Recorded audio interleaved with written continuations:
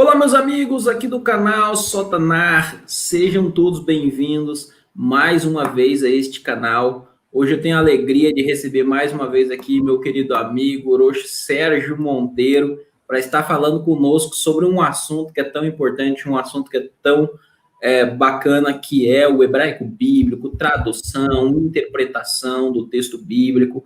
Orochi, seja bem-vindo mais uma vez ao meu canal aqui, o canal é todo seu.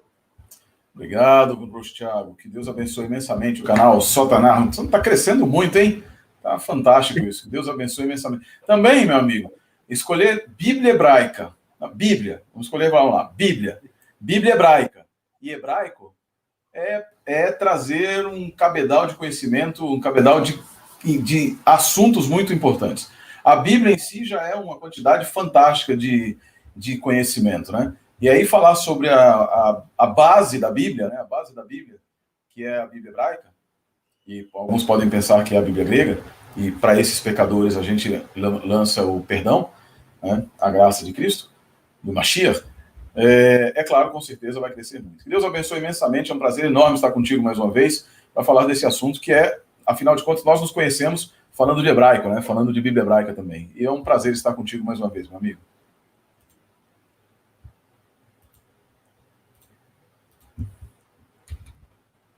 Verdade, Hiroshi. Para mim é sempre uma alegria ter você aqui no canal. Hiroshi Sérgio Monteiro, além de ser um amigo, também é uma inspiração aí nos estudos acadêmicos.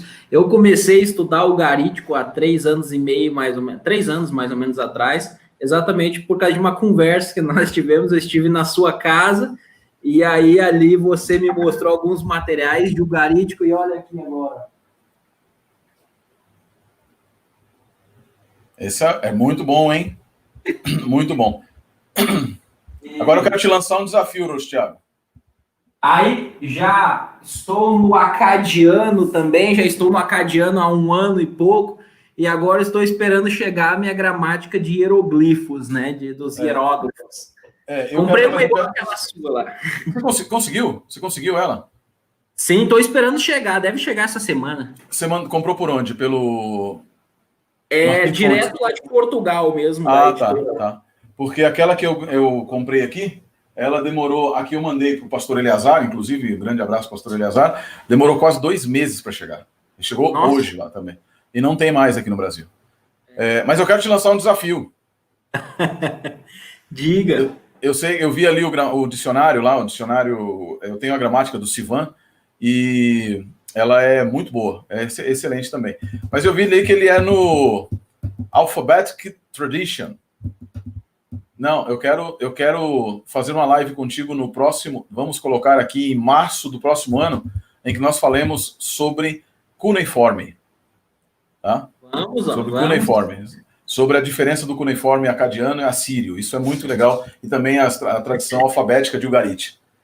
Beleza? Aí sim, vamos sim. Roxo, e amigos que estão nos assistindo, é uma grande alegria, então, a gente poder estar aqui para falar de hebraico. Orochi Sérgio Monteiro, eu sempre aprendo muito com o Orochi Sérgio Monteiro, tem sempre dicas fascinantes aí para nós. É muito bom a gente poder falar com quem sabe, com quem de fato tem conteúdo. Semana passada, nós tivemos uma live aqui com o professor Wilson Paros, que foi muito bom. E aí o professor Wilson Paros que deu muitos exemplos da língua grega, né? E algumas pessoas até, poxa, o hebraico e tal. E hoje eu trouxe um professor aqui de tamanha envergadura também para falar um pouco do hebraico, nós falarmos um pouco da língua hebraica aí.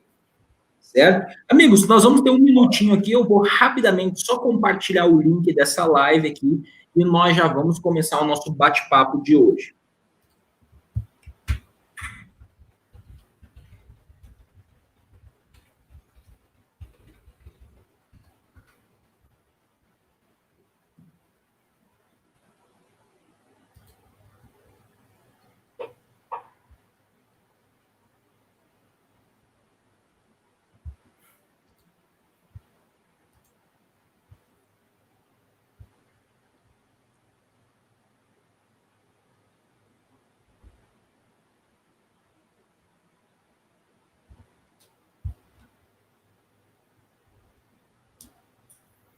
Inclusive, amigos, vocês que estão nos acompanhando, você que já está aí, deixe-me falar uma novidade para vocês, certo? Nós vamos ter, eu já estou organizando para janeiro, para nós termos um simpósio sobre Pentateuco aqui no canal. Nós vamos ter um simpósio aqui sobre a Torá, estará abordando vários temas relacionados aí à Torá, às escrituras hebraicas, certo? E vai ser muito, muito, muito, muito interessante nós estarmos aí falando um pouco mais sobre o Pentateuco e aprofundando o nosso conhecimento. Vamos ter diversos professores do Brasil e de fora do Brasil para falar sobre Pentateuco e falar sobre a Torá, certo?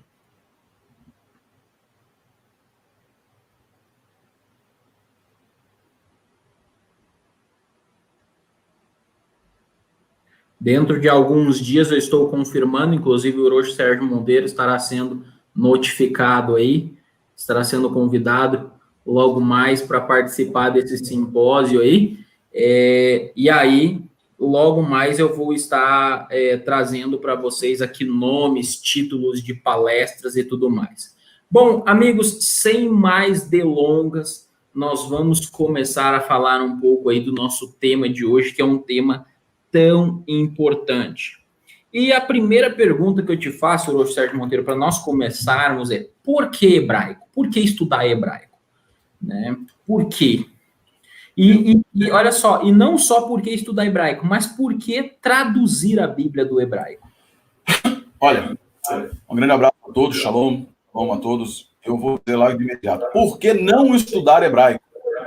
Se a Bíblia foi escrita em hebraico, por que a gente deveria se contentar com a língua portuguesa, com a Bíblia em língua portuguesa, nesse sentido, né? Imagine o seguinte, vou usar uma ilustração que muitos já me ouviram usar, o Thiago também já ouviu, inclusive na minha casa, nesse dia que a gente está falando sobre o garítico. E eu a tomei de um professor meu de grego, professor Pedro Apolinário. Ele dizia o seguinte: quando você estuda a Bíblia, quando você... Eu estava vendo um comentário ali do Vanderlei e morri de rir. Quando você estuda a Bíblia em português, você está vendo um lindo filme em preto e branco, em branco e preto.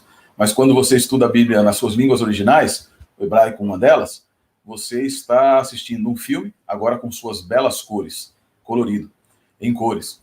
E aqui eu diria que não apenas em cores. Quando você estuda a Bíblia, sem se contentar com a gramática elementar, não a gramática elementar, mas o básico de algumas pessoas que dizem que vão para a internet dizer que conhecem hebraico, você passa a ler, e não apenas o hebraico, também de faculdade. Algumas pessoas pegam a gramática de hebraico, né, Rocha? Pegam a gramática de hebraico daquela tipo a do Paulo Mendes, que é muito boa para iniciante, ou a do Peixe. Eu nem chamo aquilo de gramática. É um livro de autoajuda hebraica, né? É um livro para você começar. Então, como ela é um livro para você começar, ela tem um valor. Toda gramática tem valor, né? Mas quando você para nela, você está vendo o filme em cores, mas Technicolor. Você ainda não viu em 4K. Quando você chega já no nível de analisar uma gramática, de ler uma gramática, ou melhor, ler um texto através de análise de discurso na língua hebraica, meu amigo, aí você está vendo em 8K. Aí é outro nível. Tenho conversado com o Thiago, a gente, se Deus quiser, dentro de algum tempo, sairá um artigo nosso aí sobre isso. Já estou dando um spoiler aqui, uma análise de Gênesis dentro da análise do discurso, do conceito de análise de discurso, análise narrativa. É muito bom, é muito fantástico. Então, por que o hebraico? Porque você não faz análise de discurso, análise narrativa de um livro escrito em uma língua em outra língua. Já começa por aí. Você não tem como analisar a Bíblia e fazer uma exegese. Nesse ponto eu concordo com muitas pessoas, com os exegetas em geral. Os exegetas dizem o seguinte: você não consegue fazer exegese somente baseado na língua destino. Você só pode fazer exegese verdadeira na língua original. É óbvio que eu não vou colocar um livro e fazer um livro e apresentar um comentário pedante, no qual eu vou ficar 30 páginas gastando com o hebraico, e as pessoas vão olhar e falar: nossa, o que é isso?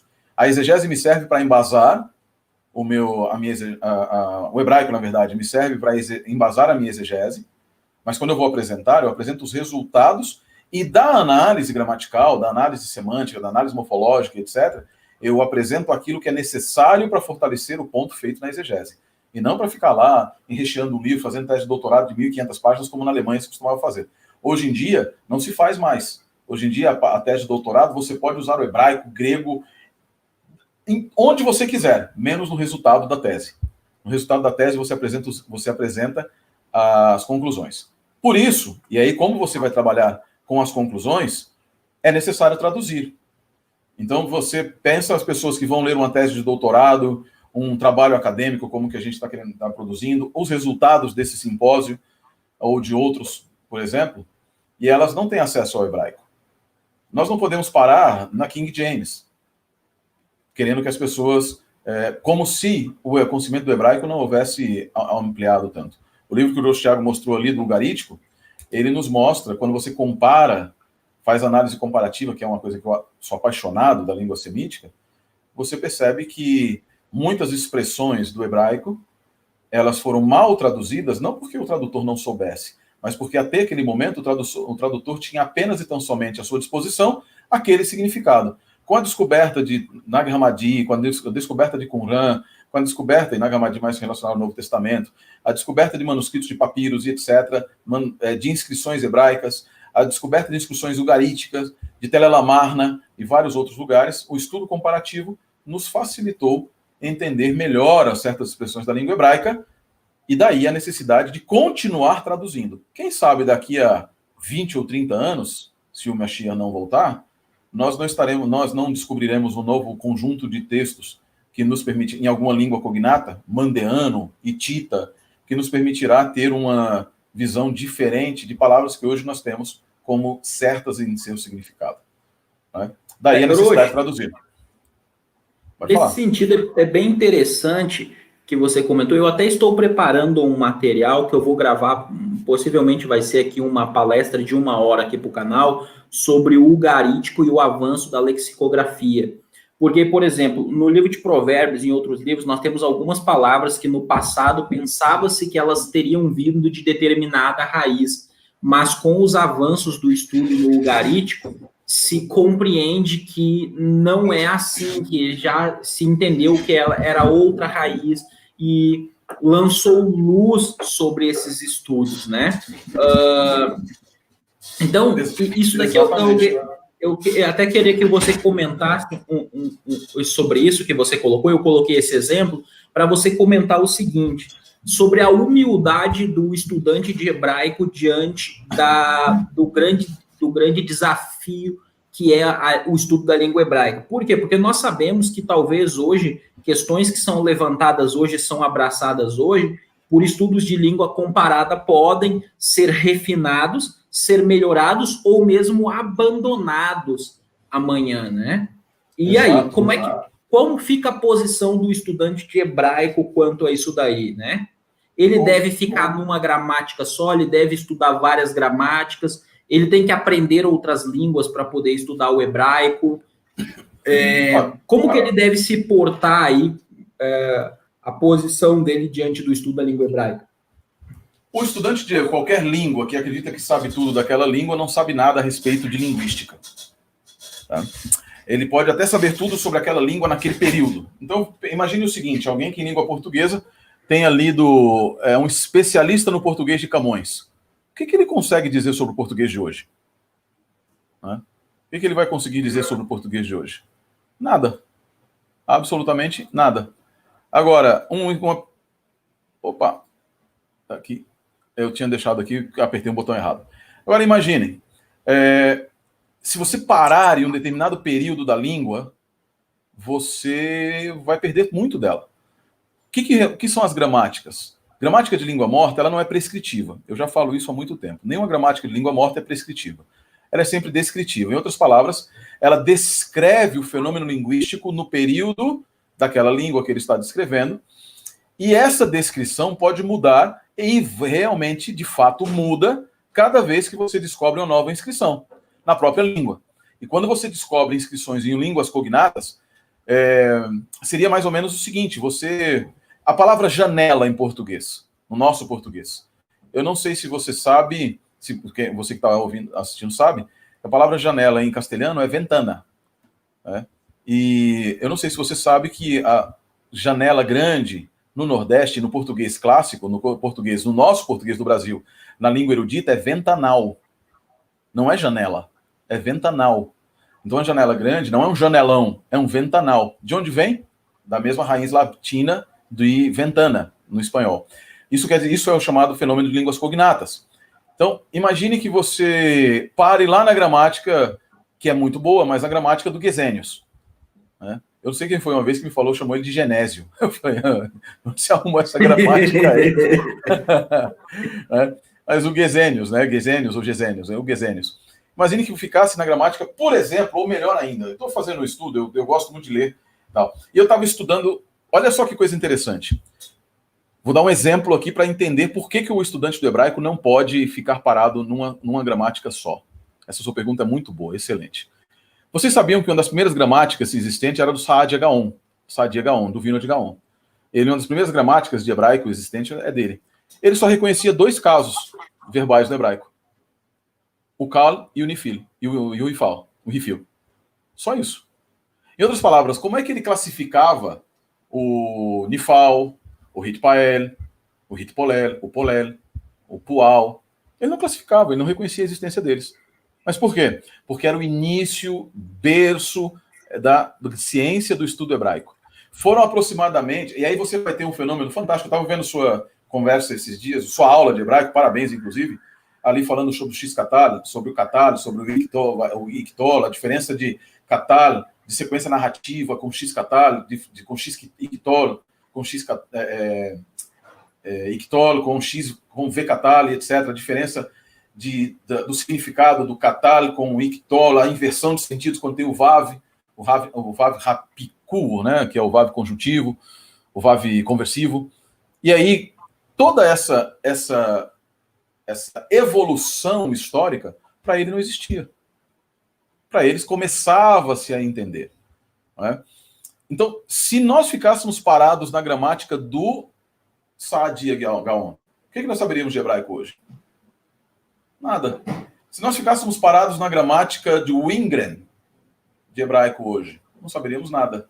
Se nós ficássemos parados na gramática, uma gramática árabe de hebraico, que é que chama Kativ do Astral Levni, que é a gramática era uma gramática somente sobre letras leves no hebraico. Olha que interessante, só sobre letras leves. Letras leves, eram o Yod, o Vav e o Aleph, só.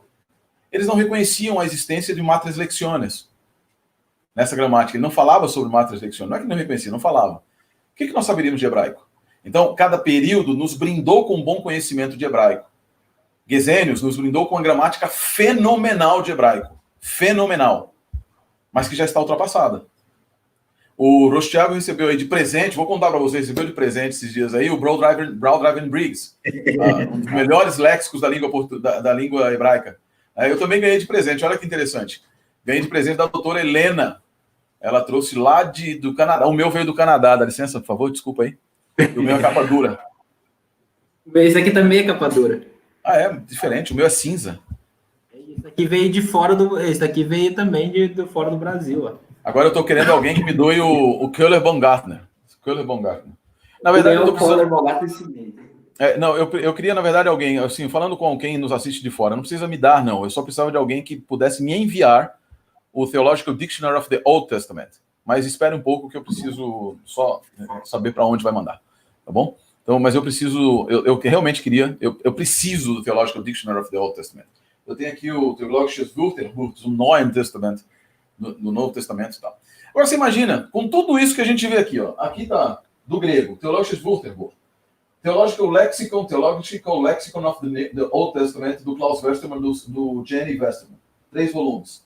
Você tem ali o Dicionário Teológico Internacional de Teologia do Antigo Testamento, do Harrison, mais o Theological Dictionary of the Old Testament.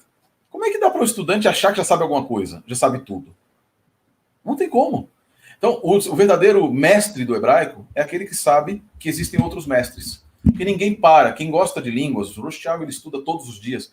Eu estudo pelo menos 1 hora e meia de hebraico todos os dias. 1 hora e meia de hebraico todos os dias. Claro, falando na média, porque alguns dias eu não consigo nem estudar tantas coisas que a gente tem para fazer. Mas a média de estudo semanal é de 1h30 a 2 horas. De 1 hora ou 2 horas de hebraico e de grego todos os dias. Para quê? E de ugarítico, e de hieróglifo, de acadiano, de aramaico, de hitita, de outras coisas. Por quê? Porque eu sei que se eu não continuar estudando, eu não vou continuar me mantendo atualizado. E aí eu não vou conseguir fazer boas traduções. Tá bom? Isso que você falou agora é um ponto muito importante. Eu gostaria de fazer um comentário para nós avançarmos, que é o seguinte, né? Eu falo para os meus alunos de hebraico, né? Para os meus alunos de hebraico, eu sempre falo para eles o seguinte: quando você avança no conhecimento da língua hebraica, por exemplo, quando eu vou dar aula de hebraico para eles, eu sempre falo acerca dessas discussões gramaticais, avanços nas gramáticas e etc. E aí eu costumo sempre dizer o seguinte: quando você começa a estudar o hebraico, você vai dedicar-se o resto da vida a estudar o hebraico. Por quê? Porque, veja, depois que a pessoa ela consegue ter um bom domínio da morfologia, ela avança tendo um bom domínio da sintaxe, ela vai começar a ler materiais avançados, e ao ler materiais avançados, ela vai perceber que nestes materiais já não se discute mais somente o hebraico, mas discute-se o ugarítico, o acadiano se usa. Então, por exemplo, tem esse livro aqui, ó, tá? O sistema verbal hebraico em seu contexto semítico. Então, aqui, o autor, né, que é o Anderson, ele faz um estudo aqui falando sobre o acadiano, sobre o ugarítico, o árabe, e aí ele vai falar sobre o Vaikitol, sobre o Catal e etc. E aí, discutindo isso, então, ele vai ampliando. Então, veja, quando você avança no seu estudo, você vai amadurecendo, você vai lidando com materiais mais sofisticados, mais acadêmicos, você vai perceber que eles vão começar para fortalecer uma ideia, citar o acadiano, citar o ugarítico, e você começa a perceber que para você entender se o camarada está certo ou se ele está errado, você precisa entender o ugarítico. Porque, veja, se um autor usa um argumento baseado no ugarítico para dizer A, outro autor usa um argumento baseado no ugarítico para dizer B sobre a gramática, como que você vai dizer quem está certo e quem está errado? Você não pode fazer unido, unite, você não vai escolher, você tem que entender. Então, eu acho que isso é muito importante, né, Roshi? O estudante, ele nunca para, ele sempre continua. Ele vai passar do ugarítico para o acadiano, do acadiano para o heblaíta, e enfim, ele vai sempre estudar, né? E aí você tem, às vezes você pega, isso é interessante, porque muitas vezes as palavras importam, as línguas importam de outros países que nem são línguas cognatas. O egípcio não é uma língua cognata do hebraico, por exemplo. O egípcio não é uma língua diretamente cognata, e nem o sumério. O sumério tampouco é uma língua cognata das línguas do semítico, do hebraico, né? Semita noroeste. O que acontece? Mas elas têm empréstimos. Elas têm chamado loan words, palavras emprestadas. E se você não souber reconhecer, você acaba fazendo exegese de uma maneira errada. Deixa eu dar um exemplo aqui. Eu estou com a gramática aqui, ó, a gramática de ugarítico, tá? Do Daniel Sivan. A gente vai falar de hebraico, mas para vocês terem uma ideia da importância aqui do que a gente está falando. Então, se você abrir sua Bíblia lá no livro de Provérbios, capítulo 14, abre aí sua Bíblia hebraica, você que está acompanhando, abre sua Bíblia em português aí primeiro, depois abre a Bíblia hebraica aí em Provérbios 14. Deixa eu pegar aqui, Provérbios 14, verso 5. Né? Provérbios 14, verso 5. Tá? 14, verso 5. Diz assim, né? Em hebraico, ele diz assim: Ishma Chacham vayosef lekar venavon tahavolot yekner. No livro de... desculpa, eu li Provérbios 1, verso 5. Não tem nada a ver. Provérbios 14, verso 5. Meu Bible Works está... Vou colocar a culpa no Bible Works aqui, tá? Que eu li errado. Li o lugar errado. Né? Diz assim: Ed emunim lo yekaziv veyafiach kezavim ed shaker. E aí você vai traduzir assim, né? A verdadeira ed emunim, né? Ed emunim, verdadeira testemunha. Lo yechaziv, não mentirá. Ve yafir, olha só que interessante isso aqui, ó. Ve yafir, mas a testemunha falsa, né? Mas a testemunha, a falsa, yafir, que zavin, né? Se desboca em mentiras, ed shaker. Mas aí está invertido aqui. E aqui é um bom exemplo dessa história do catálogo, do ictol, etc. Ve yafir, que zavin, que quer dizer desemboca em mentiras, desembocará em mentiras, ed shaker. Há uma inversão aqui. Até há muitos anos se pensava que a palavra yafer, que está escrito aqui como veyafir, ela significaria, ela viria do verbo, era um substantivo do verbo pa'uar, ou pavar, tá?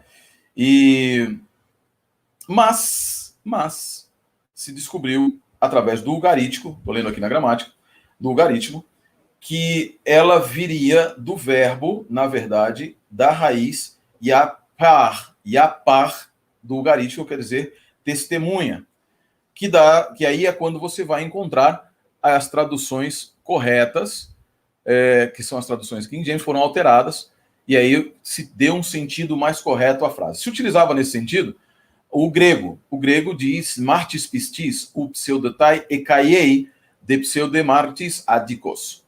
E as pessoas diziam, o que significa esse iafir, né? Aqui. E aí diziam que vinha do verbo pauar, que quer dizer respirar. Pavar quer dizer respirar. E diziam respirar, parar de respirar na boca, etc. Respira mentiras. Mas, na verdade, a única coisa que o termo está dizendo é que a testemunha falsa testemunha mentiras.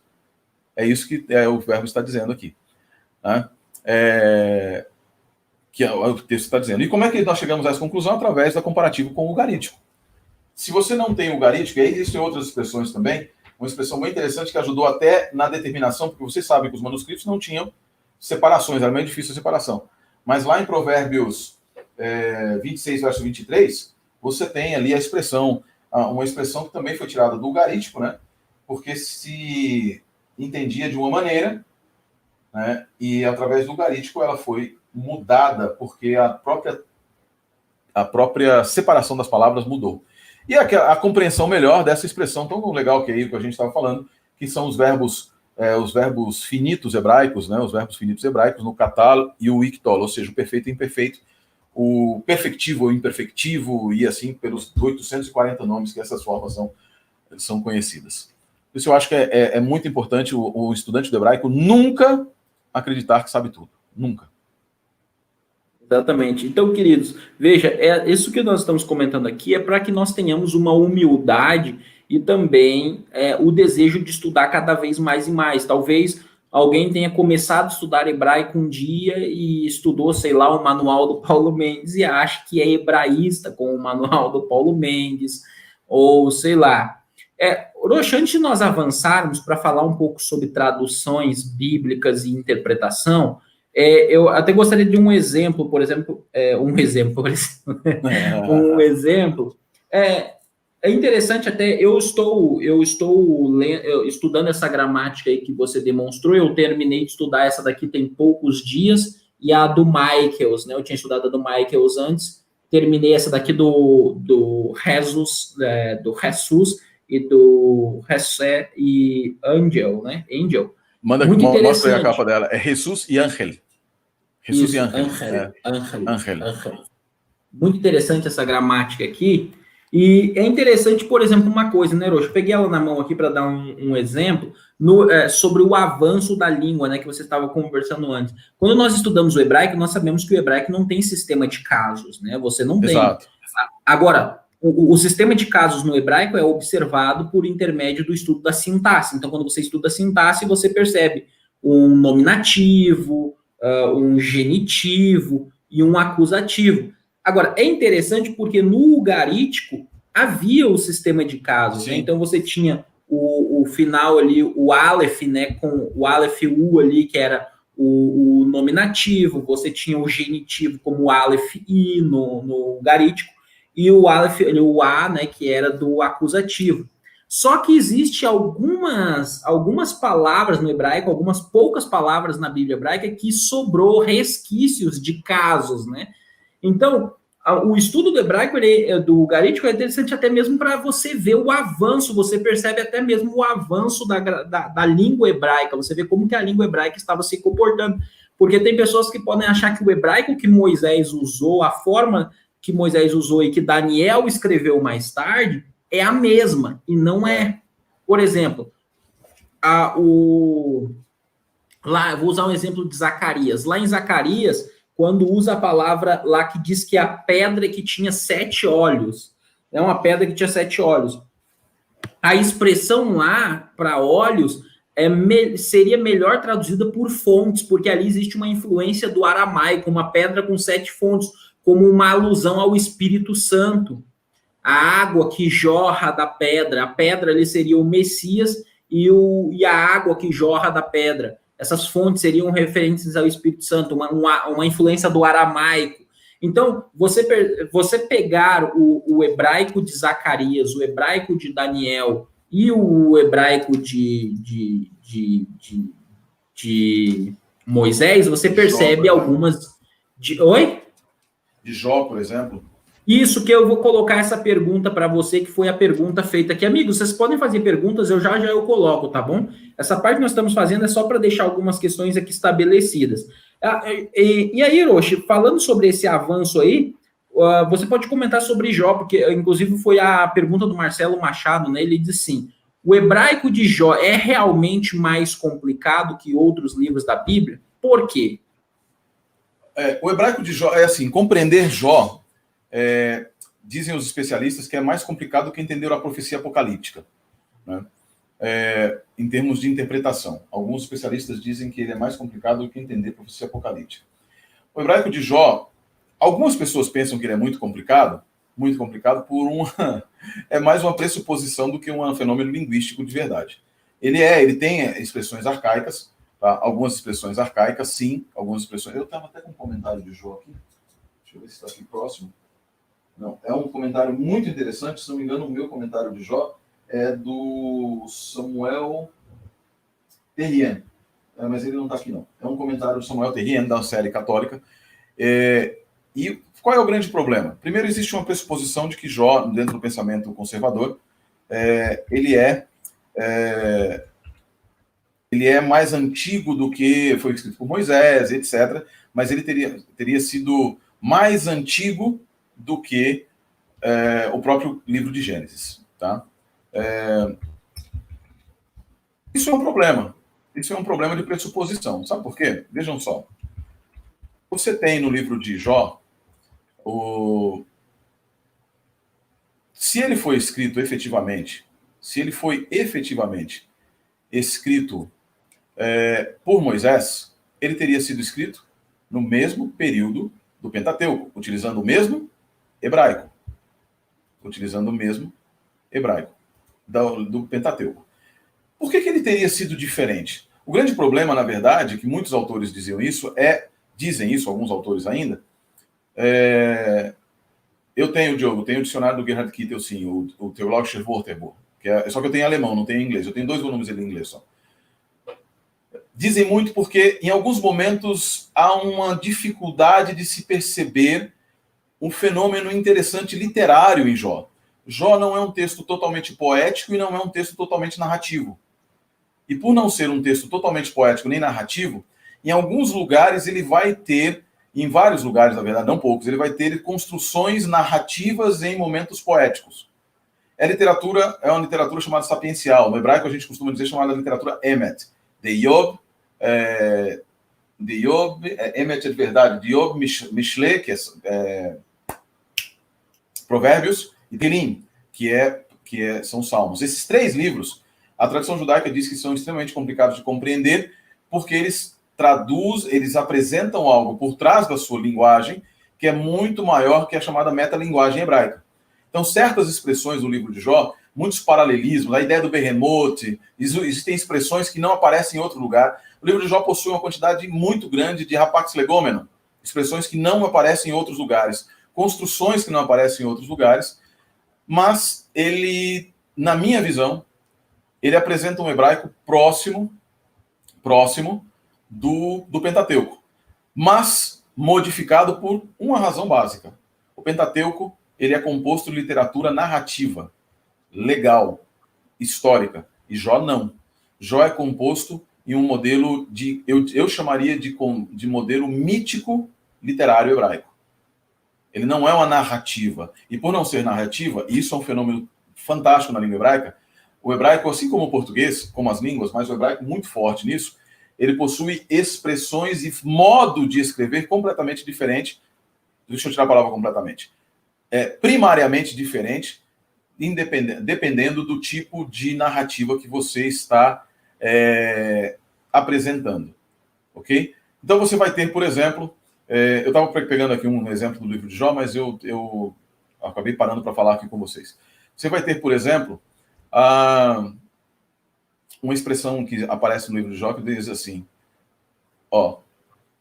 vamos ver lá, o livro de Jó, capítulo 1 do livro de Jó. Abram aí comigo, vamos dar uma olhadinha lá. O livro de Jó, ele é uma interpretação, por exemplo, todas as pessoas chamam Jó de o homem mais paciente da Terra. Não tem nada disso no livro de Jó. Não tem isso no livro de Jó. O hebraico de Jó é recheado, quando Jó está falando a respeito de Deus, e aí vocês podem começar a rasgar as vestes, quando ele está falando ali na justificativa do seu discurso mais adiante, Jó está extremamente estressado, e ele...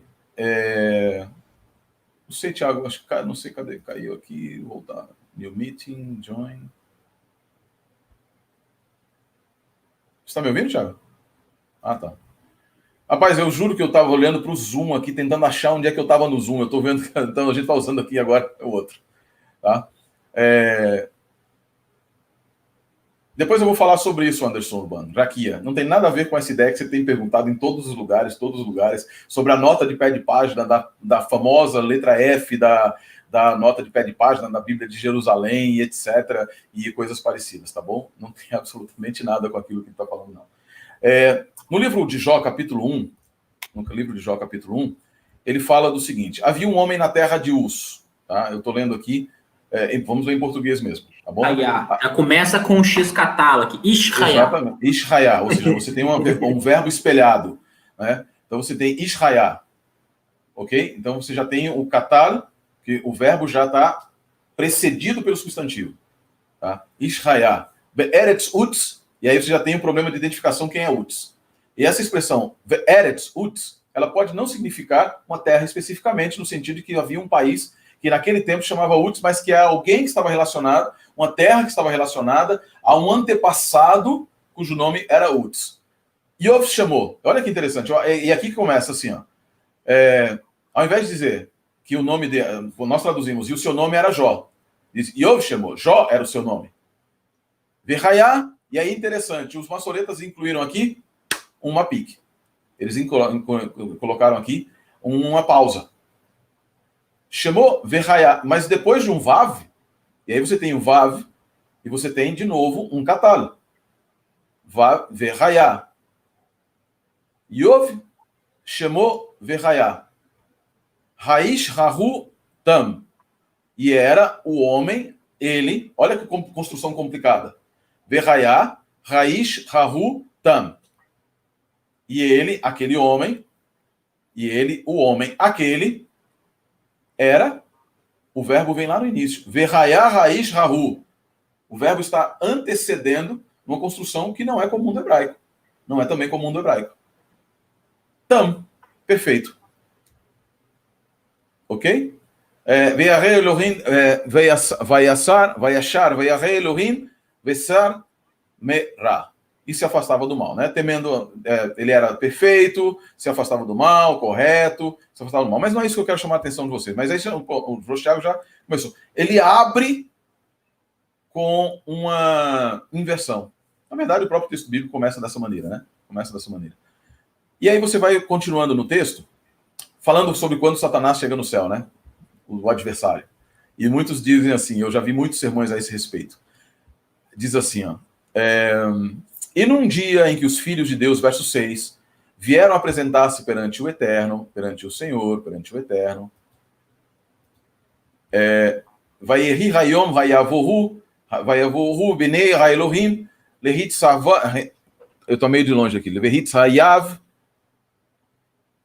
lehitz hayav al Adonai veyavonam hasatan veyavo gam hasatan betoram. E aí veio junto com eles, no meio deles. Os sermões geralmente pegam isso aqui e dizem assim, olha, aí ele foi como representante da terra. A expressão betoram, betor, que quer dizer no meio, dá a impressão de que ele estava se escondendo.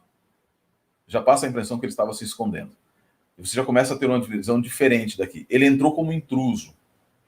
Não é. E aí Satanás acusa Jó. Neca, não. Vaiomer Adonai el Hassatan. A ideia que aparece aqui nesse Vaiktol que está aqui, né? Nesse que está aqui, Deus olha, vê que ele está tentando se esconder e diz assim: você aí, de onde você veio? Me'ain tavô, de onde você veio? Vaia'an Hassatan, né? Vaia'an Hassatan. E aí você tem aqui um Kal com Vav consecutivo. No imperfeito, você tem então dizendo o seguinte: e passou a lhe responder. Satanás estabelece aqui, é Deus que começa a conversa. Vaia'an Hassatan et Adonai Vaiomer. E aqui percebe a sequência, e é uma sequência de vavs consecutivos, uma sequência de vavs conversivos, poucos vavs conversivos, na verdade, sequência de vavs consecutivos, X-Katal, de Vaiktol e etc., que vai dando um ritmo. Acelerado. Exatamente, um ritmo extremamente acelerado. Eu sempre falo disso quando eu explico Gênesis 1. Gênesis 1 não permite a ideia do intervalo porque existe uma sequência de vavs. E vavs repetidos com Iktol, com Vaiktol, com X-Katal, com etc., dão uma ideia de aceleração e unidade literária, unidade narrativa. Para o autor, ele não contempla intervalos. E ele não contempla intervalos aqui na narrativa de Jó. E ele diz, Vaiomer Meshut, né? Meshut, e aqui o povo se perde demais. O pessoal pensa que aqui ele estava dizendo, eu vim de rodear a terra como meu domínio. Ele diz, Meshut ba'aretz, e vem depois o verbo halar, na forma do hitpael infinitivo no construto, que é o mehit haler bar. Sabe o que Satanás estava dizendo aqui?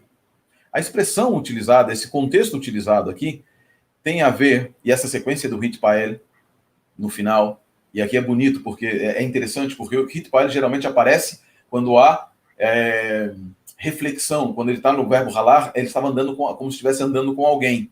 Mas com quem ele estava andando? Por que é utilizado aqui o hitpael, uma forma reflexiva do hebraico, e não a forma piel, que seria intensiva, de dominar, andando como dominador e etc. Porque ele estava vagabundeando sobre a terra, ele não se apresenta como o dominador da terra. Ele diz assim, eu vim da terra, eu a rodeava e andava por ela, sem saber para onde ir. Sem saber para onde ir. Você percebe a diferença? E aí você precisa entender. E aí eu volto para aquilo que o Thiago perguntou no início. E aí eu vou parar por aqui, senão fica muito longo. Não dá para a gente analisar tudo. Né? E eu gostei aqui da King James atualizada, que diz assim, ó. Então, diz o nome do Eterno, questionou a Satanás. De onde vens? E Satanás deu-lhe a seguinte resposta. Olha que tradução interessante. Deu-lhe a seguinte resposta. Análise, aqui é um discurso, introdução de discurso direto. Deu-lhe a seguinte resposta. De perambular pela terra. Olha como eles traduziram aqui o verbo ya'an. Não é permanecer, mas perambular. Desculpa, o verbo ya'an não, o verbo shut. Perambular pela terra. E ir e vir pelos caminhos do mundo. Essa é a ideia do Hithalar. A ideia de, sem saber o que fazer, eu estava andando para lá e para cá. Ele nunca não é apresentado, introduzido no livro de Jó como alguém que domina, como nós muitas vezes temos pensado, e muitas vezes temos traduzido, e muitas vezes temos interpretado. Daí, Thiago, para terminar, você percebe a dificuldade do livro de Jó. Mas não a dificuldade no seu hebraico em si. É uma dificuldade de perceber a estrutura narrativa do livro de Jó, o seu uso de vavs, o seu uso de sequências de ictols, de vav consecutivo, e o ritmo que lhe é imposto. E como, nesse pequeno verso, poucos versos que eu apresentei aqui, a influência das formas verbais que são utilizadas. Lembra? Não existem casos, mas o hebraico é muito rico em formas verbais. E essas formas verbais, associadas a sequências narrativas e dispositivos literários, como preposições, como vavs consecutivos, o imperfeito, o perfeito, a sequência de perfeito com imperfeito, a inversão, ou chamado verbo espelhado, né, o verbo espejo, aí na gramática do verbo do sistema verbal comparado lá do Sanderson, né? Ele fala a respeito desse verbo espejado, verbo espelhado. Tudo isso nos mostra que, se você não prestar atenção, o hebraico de Jó se transforma em algo muito difícil. Mas se você prestar atenção, você vai ter um sabor, um tamé fantástico traduzindo o livro de Jó. Orochi, essas questões que você levantou sobre o hebraico de Jó, enquanto você estava falando, eu estava lendo o capítulo aqui e correndo o olho aqui, lendo o capítulo, observando algumas coisas. Nós percebemos que muito dessas questões que anteriormente se era dito são eliminadas quando nós prestamos atenção na análise do discurso, né, nos avanços da análise de discurso. Porque é muito interessante aqui como que ele é um texto que avança rápido. Ao mesmo tempo que ele avança rápido, em determinados momentos ele para. Ele avança e para, tipo, chamando a nossa atenção para elementos. Ele avança de forma frenética e para, avança de forma frenética e para, em determinados pontos. É um texto muito interessante mesmo. O diálogo, para complementar isso, o diálogo que acontece entre Adonai e Satã, ele é rápido. Ele é rápido. Deus não dá tempo para Satanás pensar na resposta. Satanás tampouco não está muito preocupado em pensar, né? O adversário em pensar. Você tem uma sequência de Vaikitol aqui. Exatamente. Ele quer se desvencilhar do diálogo com Deus. As respostas dele, e você vai encontrar várias vezes ele, de novo, no verso 8, Deus diz, Vayomer Adonai el ha-Satan. A introdução do discurso é sempre essa. Vayomer Adonai el ha-Satan. E Deus disse, falou, perguntou, Hashamta levar al avdi Yov ki ein kamohu ba'aretz ishtam. E aqui você percebe as inversões também. Vai achar Yahé Elohim Besar Merah. Ele repete o que foi dito lá em cima. Deus não dá tempo para Satanás interromper.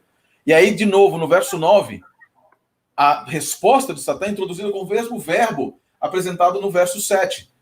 Vaya'an ha-Satan et Adonai. Um diálogo rápido. E aí vem, de novo, um ictolo. Vayomer ha'hine Yahé ha'yov Elohim.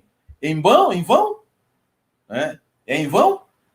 O diálogo é ríspido. No início, o diálogo não dá fôlego, não deixa nem respirar. Não tem fôlego, exatamente.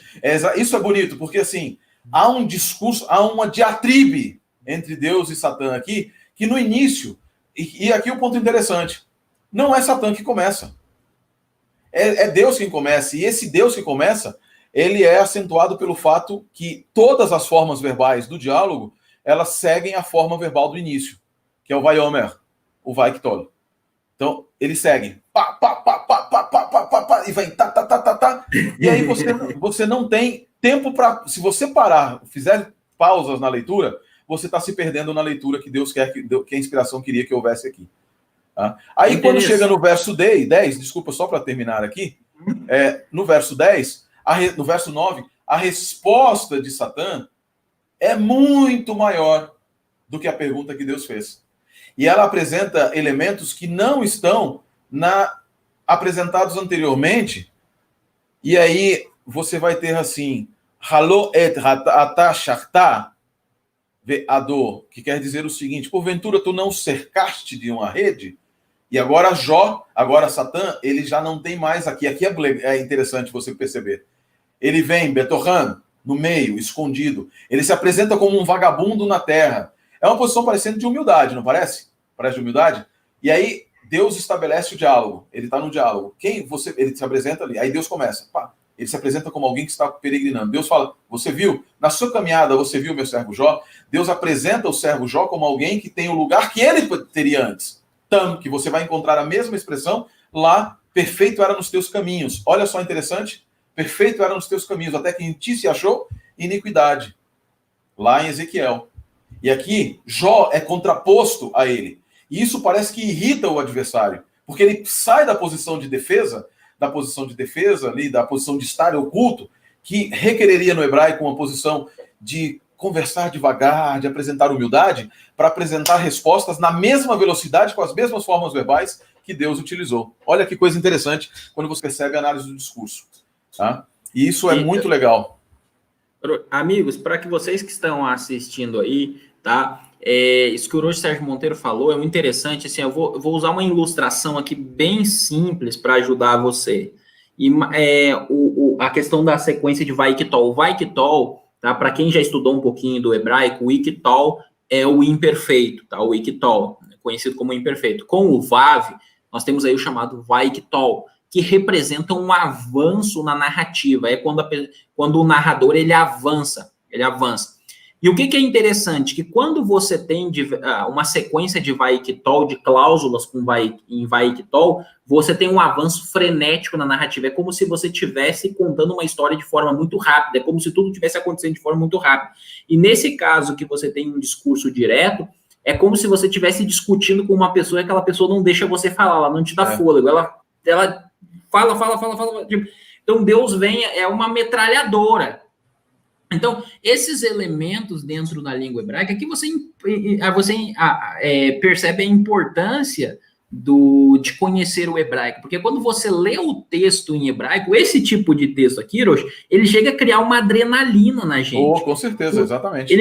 Ele te deixa num estado, porque quando você conhece a língua hebraica, você lê um texto desse, começa muito rápido, ele te acelera junto.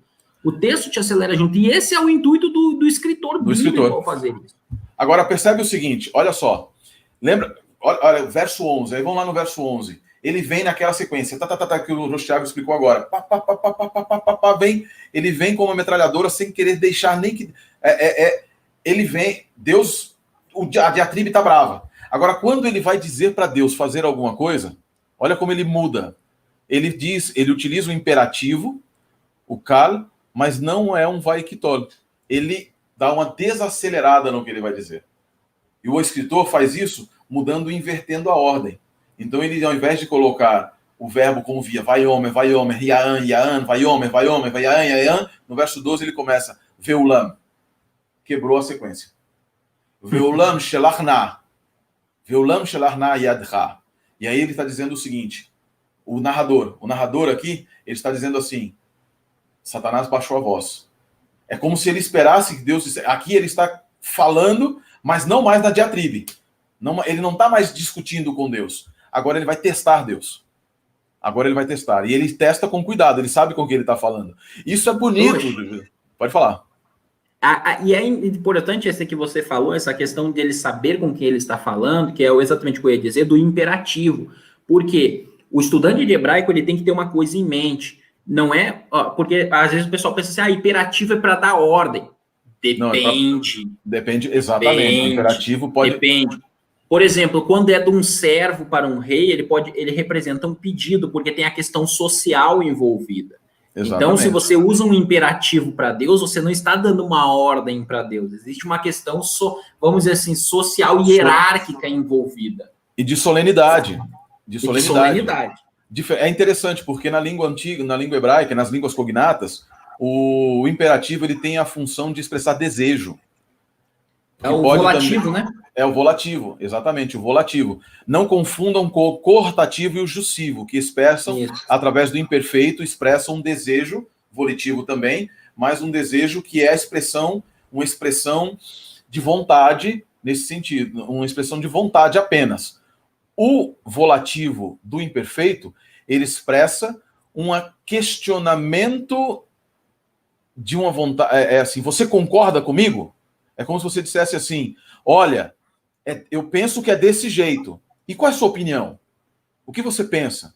Na sequência da diatribe que está acontecendo, o que Satanás faz aqui ele vai agora dizer, se você fizer tal coisa, e percebe que logo em seguida tem o verbo shelar, em que está no imperativo, e tem a expressão na, que é aquela partícula de interjeição, que coloca ênfase no que foi dito do imperativo.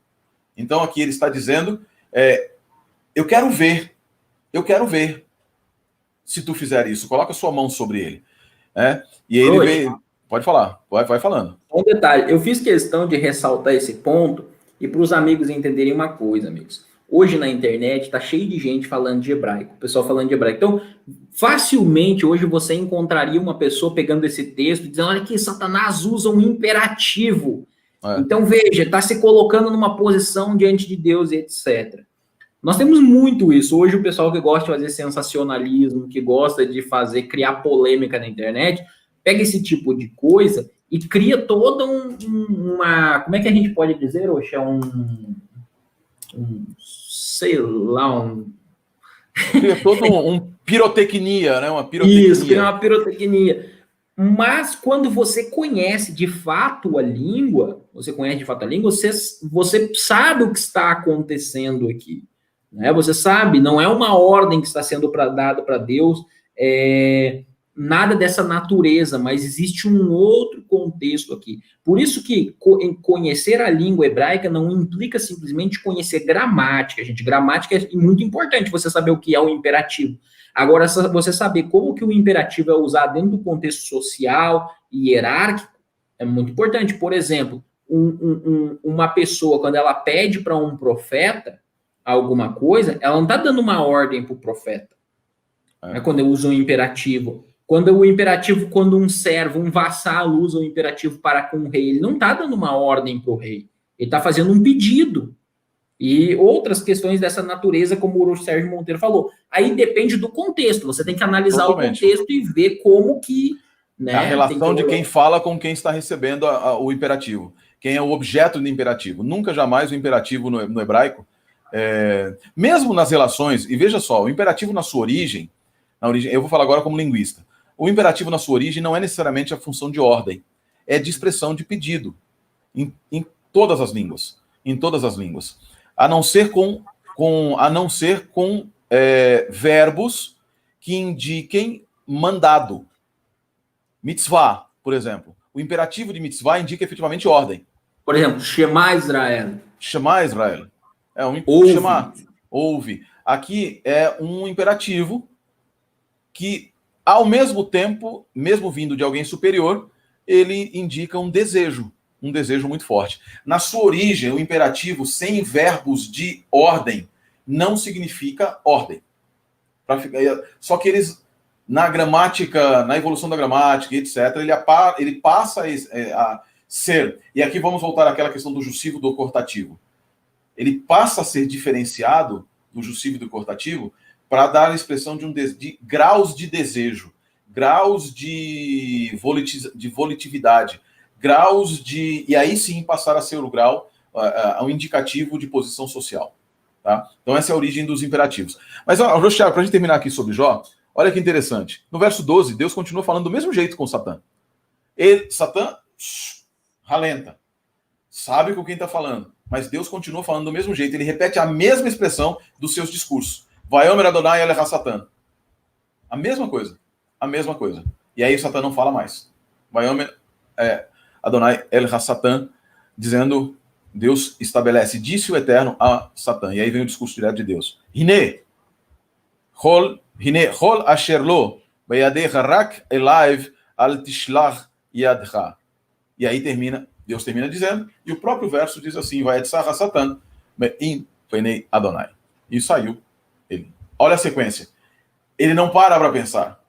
Ele não raciocina, se Deus manda, Deus diz, está nas tuas mãos. Ele fala, opa, é a minha oportunidade. Agora, olha só o discurso. Ele vem oculto, ele se estabelece, começa um diálogo com Deus, tentando, falando, dizendo que ele não tinha para onde ir e tal, etc. Agora, na sequência narrativa, o Vayetzar Satan Mein Penei Adonai, essa expressão, com o Vaiktol, ela indica o quê? Que ele agora sai com um propósito. Com um propósito. Não mais sem propósito, como ele estava lá no início. E tudo isso como é que você consegue entender?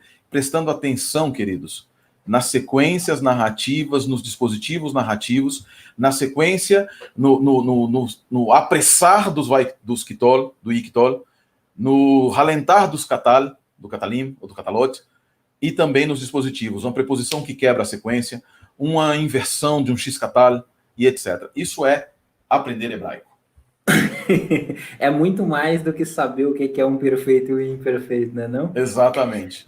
Inclusive, amigos, se vocês quiserem, quem tiver o interesse de aprender hebraico, estiver nos assistindo, agora no próximo dia 10, estarei começando uma nova turma de hebraico bíblico, Faça parte dessa turma de hebraico bíblico aí. Se você quiser entrar em contato comigo e saber mais informações, eu vou deixar o meu e-mail aí no bate-papo e o meu e-mail na descrição também. Fale comigo para você participar dessa turma de hebraico e aprender hebraico lá. Nós aprendemos. Olha, Roche, o meu curso de hebraico, eu posso estar muito enganado, mas o meu curso de hebraico, eu creio que hoje é o único curso de hebraico desses que tem aí fora de universidade que ensina análise de discurso, análise poética, como que de fato você analisa um texto. Porque hoje estuda-se muito hebraico ou mesmo o grego, prestando atenção na morfologia. Então a pessoa ela conhece a morfologia e ponto, parou no tempo. Não se tem um avanço no estudo. E aí, Hiroshi, acontece uma coisa. Eu não sei se você concorda comigo, se você observa a mesma coisa, mas é o seguinte, o camarada ele estuda um pouco de hebraico, ele estuda gramática, aí quando ele pega a Bíblia hebraica na mão, ele não sabe o que fazer. Aí ele faz exegese de palavra, pega uma palavrinha, traduz uma palavrinha aqui, uma palavra lá, e acha que efetivamente conhece hebraico. Mas ele não entende a língua, ele não consegue pegar um texto como você fez agora. Pegou o texto, olhou para o texto e foi descortinando ali, foi colocando, demonstrando o papel de cada cláusula, demonstrando como que funciona, né? Então, isso é conhecer a língua, querido. Isso é você olhar para a língua, você olhar para o texto e ver o que está acontecendo. Não simplesmente traduzir uma palavra. Por exemplo... exegese, né, de uma palavra, você tem todo um discurso, você tem ali, sei lá, 20 versículos na perícope, você traduz uma palavra,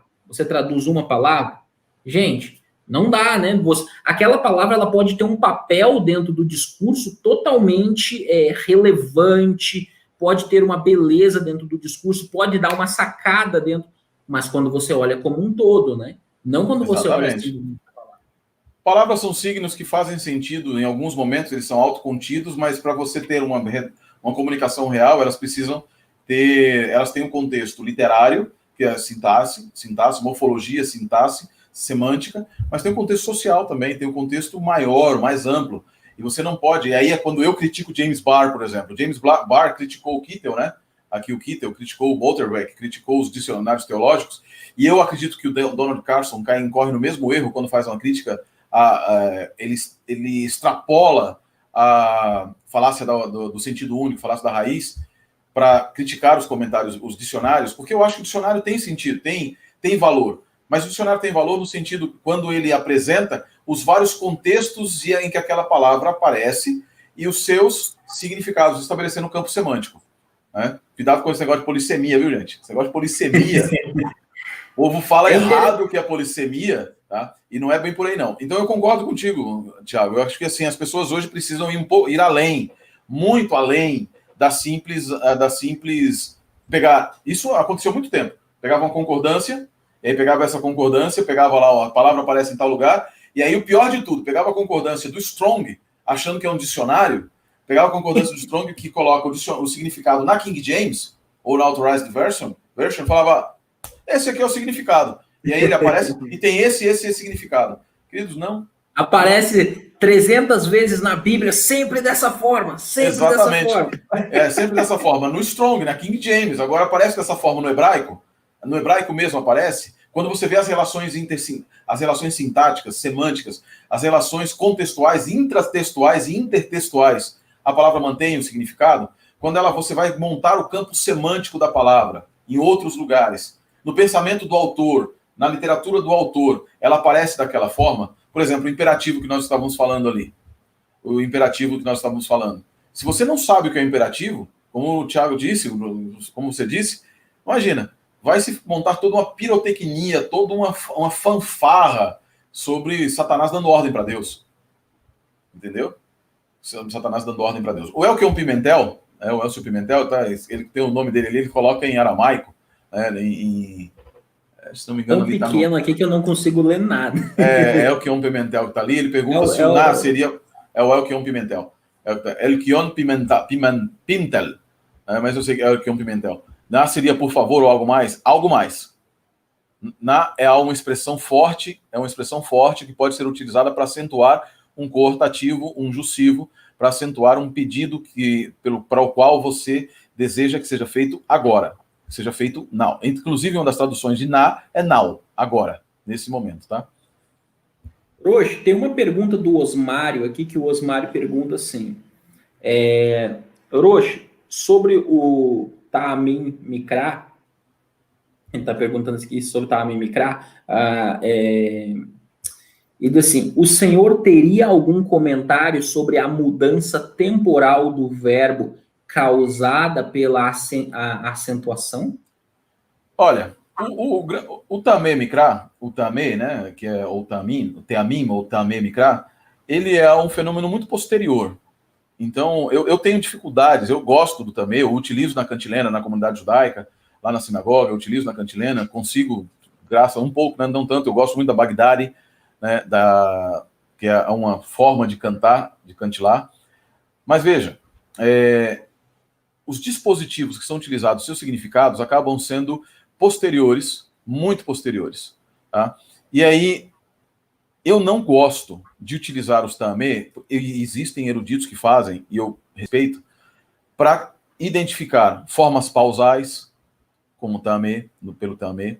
Eu prefiro formas pausais com alongamento ou quiescência de vogais, ou alongamento da sílaba, ou a retração da sílaba, tá? Agora, existem outros eruditos que acreditam que o tamé também pode fazer uma inversão de tempo, e aí tem um problema. Quando eles dizem inversão de tempo, qual é o conceito de tempo? Será que um katal vai se transformar num iktol porque foi colocado um Shinegerishin sobre ele, por exemplo?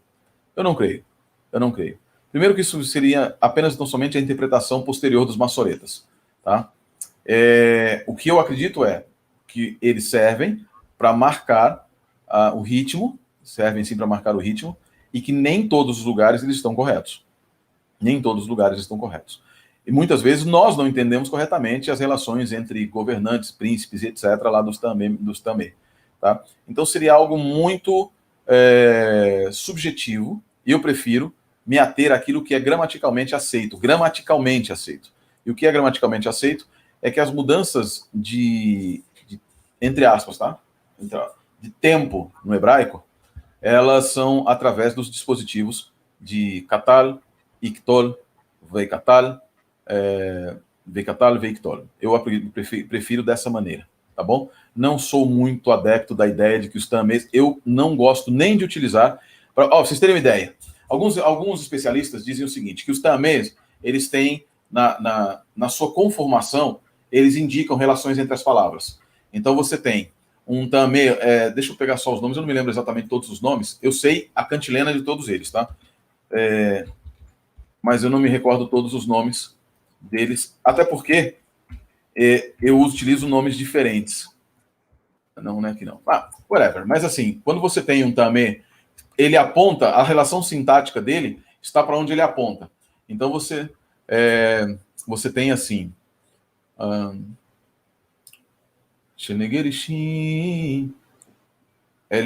os dois últimos são Yetiv, Darga, e o Yetiv, ele é assim, Yetiv, Darga, Shenegerishin, Yetiv, Makef, Ma'amid, Sof Pasuk. Então você tem o Yetiv, que é assim, Darga, você tem o Mariv, e aí Mariv é embaixo, apontando para cá, e o Sof Pasuk, que é o final. São os dois pontos finais. Então diz o seguinte, aí você tem o Atnar. Pode falar. Eu vou marcar aqui vou marcar para os alunos de hebraico. Quero marcar uma aula de cantilena, colocar você e o Roche William dando aula ao mesmo tempo, só para me ver o pau quebrar. E eu quero sentar preparar pipoca. Eu e o William, eu e o Roach William, nós dois nós cuidávamos de Campinas, e era assim, no dia do aniversário nosso, da comunidade, 10 anos, nós falamos, ó, cada um vai fazer, e ele gosta da cantilena sefaradita. Eu sou sefaradita, mas eu não gosto. Eu gosto da portuguesa, e ele agora estava aprendendo a marroquina, acho que em Manaus era marroquina. E eu uso a Bagdari, eu prefiro a Bagdari. E ele sabe cantilar muito bem, mas ele gosta dos nomes, e era muito legal, porque a gente fica fazendo, era muito bom, porque como a gente conhecia os sinais, a gente ficava assim, no auxílio, né, Baal Corê, a gente ficava assim, eu fazia lá como é que começa, gente? Tem uma ordem que começa lá, que é assim, nossa, você tem ideia, eu esqueci agora. Assim, o Elcio está perguntando aqui sobre a questão se eu tenho algum curso de cantilena. Elcio, eu não ensino cantilena porque eu sou desafinado até para bater palmas. Eu ensino a massorar, eu ensino que no curso eu ensino o que significam, o que os sinais significam, qual é o papel de cada um deles. Ensino tudo isso. Agora, cantilena eu não ensino porque eu sou desafinado até para bater palmas. Então, isso daí eu deixo para quem cantilha, né? Para quem faz a cantilena. Mas eu quero ver se eu marco uma aula. Eu quero até acertar com o Roche William um momento aí para fazer uma aula com os alunos aí. Trazer o Roche William, eu quero trazer o Roche Sérgio também, porque eu sei que eles têm uma discordância aí na cantilena. Eu acho que seria bem interessante. Por exemplo, quando a gente fala do Shalshelet, o Shalshelet é um sinal que faz isso. Eu faço rápido, então é Shalshelet, Teretame. E o Roche William faz Shalshelet. Eu falo, cara, quando é que você vai terminar isso aí? Ele vai escutar, ele vai ver essa live aqui depois, viu? Vou até anotar um minuto aqui para passar para ele depois. Eu sei disso. E quando nós fizemos lá na comunidade de Campinas, foi muito bonito, porque assim, como ele tinha uma parte para ler, e eu tinha uma parte para ler também, ele fazia a cantilena da maneira como ele queria, né? Da maneira sefarade que ele gostava, eu acho que era sefarade na época. E eu lia da maneira como eu estava acostumado também. E assim ficou muito bonito, porque mostrava diferença. Existem outras maneiras também, viu? Pois eu posso mostrar para vocês, numa aula com o pessoal de hebraico, eu posso mostrar para vocês como é feita as outras maneiras, o Nigun, né? O Neginot. Tá bom? Para nós finalizarmos, e amigos, se você quiser estudar hebraico, dia 10 nós estamos começando a nova turma de hebraico, vou deixar meu e-mail aí, tá bom? Para vocês, quem quiser estudar hebraico. Roche, para finalizar agora, a última. Roche, em língua portuguesa, poxa, eu ainda não estou, a pessoa pensa, poxa, eu ainda não estou estudando hebraico, mas eu quero aprender hebraico, e ela está precisando no momento aí de uma tradução. Quais são as principais traduções que você recomendaria? E motivo, né? De forma bem assim, bem ao ponto, bem direto. Quais seriam as traduções que você recomendaria e por quê? Nós acabamos hoje ficando mais no livro de Jó, que deu para entender bastante ali a questão do... A dos Iemenitas é muito boa, viu, Elcão? Eu também gosto. Eles preservam muito a pronúncia original do hebraico. Eu gosto muito de algumas bíblias, tá? Por que eu não recomendo certas outras? Por exemplo, algumas eu não vou nem falar porque para mim não são Bíblia. Linguagem de hoje, mensagem, são paráfrases, Clear Word, que é uma Bíblia, é uma paráfrase meditacional adventista, não recomendo. O que eu recomendo são Bíblias mais literais, tá bom?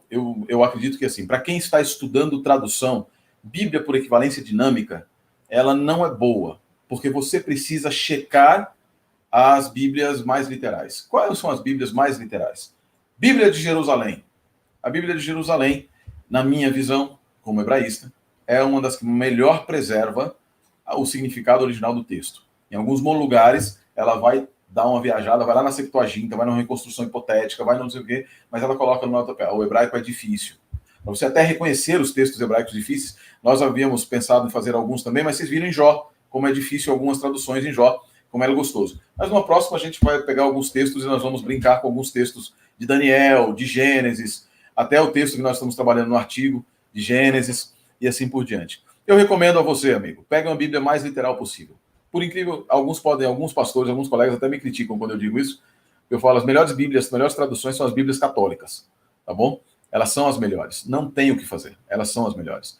Geralmente elas não são fruto de uma única pessoa, elas são frutos de comissões de tradução. Você pegar uma Bíblia, como a Bíblia de Jerusalém, que tem o Roland Devaux como um dos editores gerais, que tem o Crossan, e tem outros eruditos capuchinhos, dominicanos, e etc. Amigão, vai por mim que tá bom. Você tem, de português, em português, você tem o Matthias Geisler, aqui da PUC. Amigão, vai por mim que é boa. Então pega uma Bíblia católica, é a melhor. Bíblia para você manter assim o sabor do texto hebraico, o sabor mais já tal, é uma Bíblia judaica. Tomem cuidado com as Bíblias judaicas por uma razão. Por mais que o pessoal pense a Bíblia judaica é a mais precisa, não. Ela inclui muita coisa, principalmente para a Bíblia hebraica, ela inclui muita coisa do Talmud.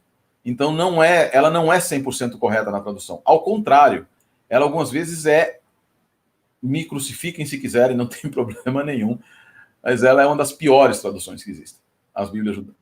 Aquela da Sefer mesmo, aquela verdinha da Sefer, tem hora, eles optam por uma leitura que totalmente não está no texto hebraico. Segue uma...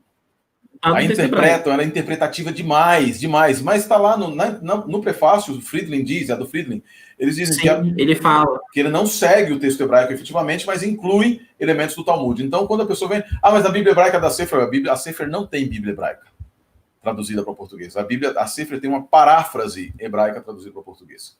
Então, assim, na série, inclusive, que eu estou fazendo sobre Jesus e o Messias, sendo o Messias, eu mostro sobre isso, falo sobre isso, tá? Então, pegue Bíblia católica, alguma Bíblia católica, Bíblia pastoral, Bíblia Ave Maria. A Bíblia Ave Maria tem algumas coisinhas erradas também, a Bíblia Jerusalém. Das protestantes, queridos, a King James atualizada está muito boa. A nova, aquela que o professor Paroski estava falando ali, a nova a Almeida nova, atualizada, né?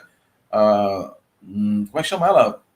Nova Almeida RAA, revista atualizada, atualizadíssima, pelo visto. NAA. Nova Almeida atualizada. Eu vi o texto hebraico, vi várias coisas do texto hebraico, ela está muito boa também, preservando o sabor do texto. Eles corrigiram muita coisa, Rocha. Exatamente. Então, preservando o sabor do texto. De Hebreus mesmo, eles tiraram o Santo dos Santos e colocaram no santuário, eles corrigiram muitas coisas. Exato. Então, essas são boas. E aí você pode ir para Bíblias de estudo, por exemplo, Bíblia literal como a Young. Ela não existe em português. Em inglês ela tem chama Hyperliteral Young Translation. Para o português, fica com essas Bíblias. Essa Bíblia Almeida está muito boa mesmo. Está muito NVI. boa. NVI. A NVI é excelente. Mas, gente, NTLH, não. Não. Nova tradução de linguagem. Bíblia que seja por equivalência dinâmica, para quem está estudando, não. Tá bom? Não. Deixa eu perguntar, Marcelo Machado, qual é a sua pergunta sobre o Código de Alepo? Eu não entendi. O que ele perguntou? Eu também não entendi o que ele perguntou sobre o Código de Alepo também. Deixa eu só falar um negócio rapidinho aqui, José Thiago, sobre a pergunta lá do Anderson Urbano, sobre o Raquia. Essa é uma discussão aí dos terraplanistas, etc., relacionada a Raquia como domo. Raquia significa separação. Ela aparece, sim, no sentido de algo brilhante, etc. Mas a linguagem bíblica é fenomenológica. A nota de pé de página, lá da Bíblia de Jerusalém, não é inspirada. Ela não é inspirada porque ela não veio no texto hebraico, nem no texto grego, nem nada. Ela é a posição, inclusive, uma posição histórico-crítica, que não considera a Bíblia como sendo verdade. E ela considera a Bíblia, e olha só, ela pega a Bíblia e diz assim, o conceito bíblico de realidade é um conceito totalmente importado de povos alheios e não veio a partir do Espírito Santo. Então, a tradução é muito boa. As notas de pé de página, nem sempre. As notas de rodapé, nem sempre. Então, mesma coisa com a TEB. Oi? A mesma coisa com a TEB. Isso, a tradução ecumênica também. Então, cuidado com essa ideia, Anderson, de que o Raquia é um domo, porque na Bíblia de Jerusalém tem essa ideia. Primeiro, a Bíblia de Jerusalém está errada na ideia da cosmovisão bíblica que eles apresentaram ali. Eu não concordo com aqueles também que dizem que não, que a Bíblia apresenta um mundo redondo e etc. A Bíblia não se preocupa com isso. Ela não está nem aí para isso. A Bíblia não fala da origem do universo, a Bíblia não fala da origem de todos os planetas, do Sol sendo criado. A Bíblia não está nem aí para isso. A Bíblia quer dizer o seguinte, e aí vamos voltar à ideia do Vav. Tá? A história narrativa de Gênesis 1, ela é veloz, porque o objetivo é dizer por que cargas d'água a gente vive nesse mundo ruim que a gente vive. É Gênesis 3. Então, cuidado, a ideia ela é fenomenológica, veloz, rápida, para te dar um... Nossa, tudo foi criado assim tão rápido, para te dar a ideia do poder de Deus. As pessoas, Deus criou e as coisas foram acontecendo. Não, Deus mandava e acontecia. Vayomer Elohim, Yehi Or, Vayehi Or. Entendeu? Uma sequência de imperfeitos. Amigos, tá bom? Eu vou contar uma coisa para vocês aqui, eu vou falar bem baixinho para ninguém escutar, tá bom? Moisés não estava nem aí se a terra era plana ou se a terra era redonda, se a terra era quadrada. Eu vou falar eu vou falar bem baixinho aqui para ninguém escutar, tá bom? Por favor. Gente, segredo, Thiago, segredo, tá? Moisés, só para terminar aqui com isso daqui, eu preciso realmente sair agora. Moisés não estava nem um pouco preocupado em Levítico 11, com a ciência do século 20 e a saúde, porque a carne de porco é mais saudável ou não é, ou isso, aquilo, outro. Moisés estava preocupado em transmitir as mensagens de Deus. É por isso que Moisés, olha só, Moisés os textos de Moisés são os textos que mais utilizam as formas do imperfeito. Iktol, Vaiktol, conversivos, etc. Porque Moisés tinha pressa de transmitir a Torá divina. Sabe onde é que você vai encontrar perfeitos, a maior parte? Nos discursos diretos de Deus. Porque Deus fala com a sua autoridade. Moisés quer, isso eu acho muito legal, num texto que o Rostiago estava analisando sobre Gênesis, eu acho muito legal que quando vai ser introduzido o discurso direto de Deus, Moisés introduz com formas do Vaiomer. O Vaiomer Elohim aparece tanto na Torá, tanto, porque Moisés quer que Deus fale logo. E quando Deus começa a falar, Deus é fantástico em utilizar formas do perfeito. Por quê? Porque elas dão solenidade e não velocidade ao texto. Deus vai e fala. E quando ele fala, por exemplo, lá em Êxodo 20, ele diz Zahor, ele não diz Ishor. Ele não diz com imperfeito, ele diz Zahor, imperfeito. Um particípio perfeito. Zahor, et Yom HaShabbat. Cadê o imperfeito? Por que ele não começou com X catalho? Por que ele não começou com X ictol, na verdade? Por que não? Porque ele estava falando com a autoridade de quem manda de verdade. Tá bom? Roche, Sérgio, muito obrigado. Mais uma vez, uma grande aula aqui.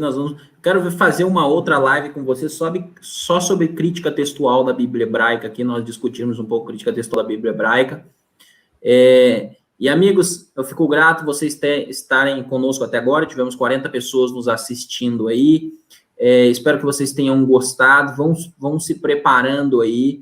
Inclusive, na sexta-feira, tá precedendo aí o dia da criação, né? Nós vamos ter uma live muito especial aqui. Estarei eu falando sobre o dilúvio dentro da literatura hebraica e dentro da literatura sumeriana, e eu terei aqui um geólogo falando sobre o dilúvio na geologia, o Eduardo. Então, vai ser muito legal. Eu abordando da perspectiva hebraica, semítica, da Mesopotâmia, né, mais histórica e teológica, e ele abordando de um ponto de vista mais científico aí da geologia. Ele é um geólogo, então vai ser muito legal aqui no canal Sotanar, e eu aguardo todos vocês aqui.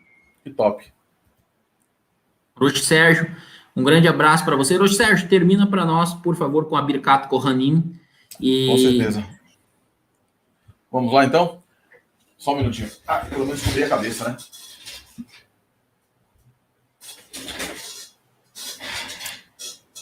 Adonai, nosso Deus, nosso Senhor e nosso Criador, pedimos que o Senhor nos abençoe com a tríplice bênção mencionada na Torá, que diz: Yevarecha Adonai Vishmerecha Yair Adonai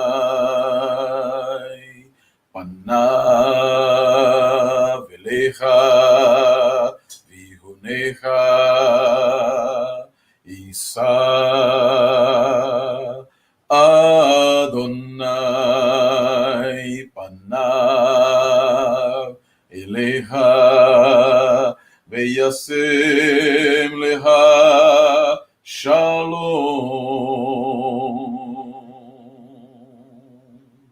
Que o Eterno te abençoe e te guarde. O Eterno faça resplandecer o seu rosto sobre ti e tenha misericórdia de ti. O Eterno para ti erga o rosto e te encha de paz. Beshem Shel Yeshua HaMashiach. No nome de Jesus, o Messias. Amém.